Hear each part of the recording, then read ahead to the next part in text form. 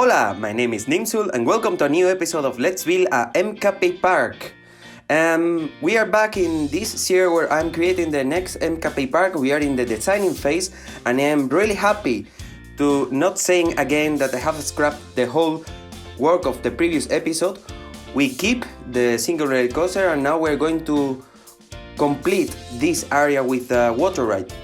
My first intention was to create a log flume in this area, but I have decided to use the water coaster, the cascade, to simulate a log flume. So this water coaster will have less coaster track, but much log flume track.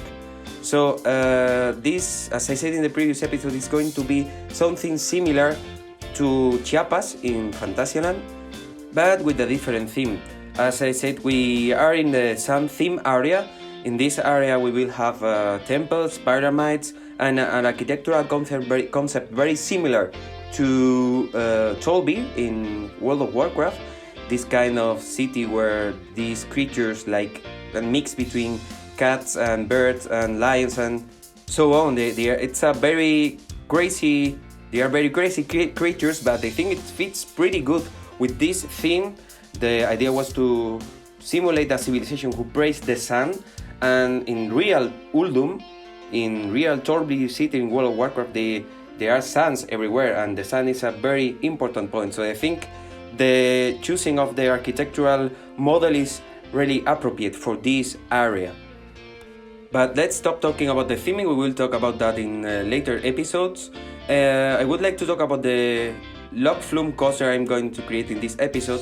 This one is going to have a much smaller indoor section than the previous one I created before. And I have to say, in previous episode I mentioned that I didn't like the log flume I have created, but I noticed that you didn't watch it in the videos because I didn't publish or I didn't even edit those footage I have for the creation of the log flume I have in the previous version of this area. But I have to tell you, it was a log flume that goes under the pyramid. It was created, and it creates a really big indoor section near to the previous area.